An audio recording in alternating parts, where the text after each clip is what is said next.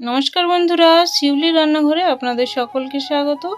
आमी शिवली आज आबार एकटी नतून रेसिपि निये चले एलाम। जन्माष्टमी स्पेशल आज के आमी तालेर पैनकेक बानाबो। तो तालेर तो नाना रकम रेसिपि खेये देखेछेन, एई रकम पैनकेक एकबार अवश्यई ट्राई करबेन। चलुन देखे निन किभाबे बानाई। प्रथमे एकटा पात्र नियेछि आर एखाने 1 काप दूध, तार मध्य आमी एखाने हाफ बाटी चीनी, एखाने 7 থেকে 8 चामच चीनी नियेछि। मिष्टिटा जेमन खाबेन सेई हिसाबे निये नेबेन। एबार এই ছোট চামচে 2 চামচ আমি রিফাইন তেল দিয়ে নিলাম। আপনারা যদি বড় চামচ থাকে তাহলে 1 চামচ দিয়ে নেবেন। ভালোভাবে এটা মিশিয়ে নিতে হবে। প্রথমে চিনি, তেল আর দুধ, আর দুধের পরে প্রয়োজন হলে আমি নিয়ে নেব। এখানে হাফ বাটি আমি তালের পাল্প নিয়ে নিয়েছি বা তালের রস। তো এটা দিয়ে নিলাম। এটাও এবার ভালোভাবে কিন্তু মিশিয়ে নিতে হবে। যে পরিমাণে করবেন সেই হিসাবে কিন্তু সবকিছু উপকরণগুলো আপনারা দিয়ে নেবেন। খুব ভালোভাবে মিশিয়ে নিলাম। এবার দেখুন অর্ধেকটা পাতি লেবু নিয়েছি, সেখান থেকে আমি কিছুটা পরিমাণে লেবুর রসটা দিয়ে নিলাম। খুব বেশি দেওয়ার প্রয়োজন নেই, হাফ চামচের মতো দিলেই হবে। এবার একটা ছাকনা দিয়ে তার মধ্যে আমি এখানে 1.5 বাটির মতো ময়দা দিয়ে নেব। এখানে আমি 1.5 বাটি ময়দা দিচ্ছি, আপনাদের যদি বেশি চান তো বেশি দিতে পারেন। 1 চিমটির মতো লবণ দিয়ে নিলাম আর 1 চামচ বেকিং পাউডার। এটা দিয়ে ভালোভাবে চেলে নেব। এখানে অবশ্যই আপনারা চেলে নেবেন, চেলে নিলে কিন্তু ব্যাটারটা বানাতে সুবিধা হবে। এখানে খুব সুন্দরভাবে চেলে নিয়ে এবার আমি একটা হ্যান্ড উইক দিয়ে ব্যাটারটা বানিয়ে নেব।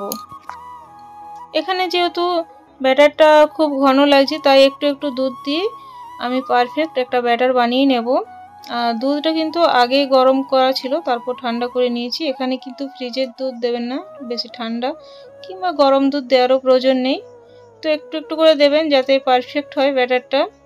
খুব বেশি পাতলা যেন না হয়ে যায় আর খুব বেশি ঘন যেমন না থাকে। দেখুন ঠিক এইরকম রাখবেন থিকনেসটা। এটা কিন্তু রেডি হয়ে গিয়েছে। এবার দেখুন আমি একটা আপ্পাম প্যান নিয়েছি আর সেখানে তেল ব্রাশ করে নিলাম আর একটা ছোট্ট হাতা নিয়ে একটু একটু করে দিয়ে নিচ্ছি। এগুলো দিয়ে নিতে হবে একটু একটু করে। আর এখানে আঁচটায় প্রথমে একটু প্যানটা একটু গরম করে নেবেন।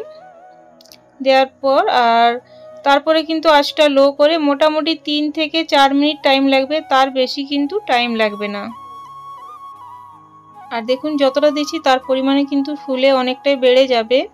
আর সবগুলো দিয়ে নিলাম। এবার আঁচটা লো করে আমি ঢাকনা দিয়ে ঢেকে নেব। এখানে ছিদ্র থাকলে ছিদ্রটা বন্ধ করে নেবেন। আর যেহেতু এই ঢাকনায় ছিদ্র নেই তো বন্ধ করার প্রয়োজন নেই। আমি 4 মিনিট পর ফিরে এলাম। দেখুন কত সুন্দর ফুলেছে। আপনারা চামচের সাহায্যে কিংবা এরকম মানে তোলার জন্য এটা সাথেই দিয়েছিল, সেটার সাহায্যে কিন্তু আপনারা তুলে নিতে পারেন। আমি দেখিয়ে দিচ্ছি তুলে।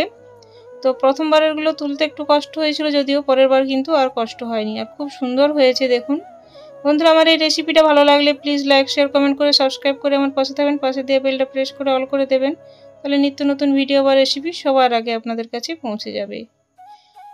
আর দেখুন পরের বারেরটা ওটাও খুব সুন্দর হয়েছে। আমি 2 ব্যাচে কিন্তু সবগুলো বানিয়ে নিয়েছিলাম প্যানকেক। এটা দেখতে যত সুন্দর আর ছোট ছোট দেখতে খুবই সুন্দর লাগে আর খেতেও কিন্তু দুর্দান্ত হয়। এগুলো তুলে নিলাম। এই রেসিপিটা ভালো লাগলে বেশি ভালো লাগলে প্রিয়জনদের মধ্যে শেয়ার করতে ভুলবেন না, তারাও কিন্তু খুব কম সময়ে সহজে বানিয়ে নিতে পারবে। আর গোপালের ভোগে কিন্তু এটা আপনারা নিবেদন করতে পারেন জন্মাষ্টমীর দিন। তো তালের আরও রেসিপি আমার চ্যানেলে দেওয়া আছে, আপনারা চাইলে সেগুলোও দেখে ট্রাই করতে পারেন। তো একই রকমভাবে সবগুলো বানিয়ে আমি দেখুন একটা প্লেটের মধ্যে পরিবেশন করে নিয়েছি। আর কি দুর্দান্ত দেখতে হয়েছে। এটা যত লোভনীয় তত খেতেও কিন্তু সুস্বাদু। আর আমি একটা ভেঙে আপনাদেরকে দেখিয়ে দিচ্ছি যে ভেতরটা কি সুন্দর, একদম কেকের মতো স্পঞ্জি হয়েছে। দেখুন দেখেই বুঝতে পারবেন ভেতর থেকে কত পারফেক্ট হয়েছে। আজ তাহলে আসছি বন্ধুরা, পরে একটি নতুন ভিডিও বা রেসিপি নিয়ে আপনাদের সাথে আবার দেখা হবে। ধন্যবাদ ধৈর্য ধরে আমার এই ভিডিওটা দেখার জন্য।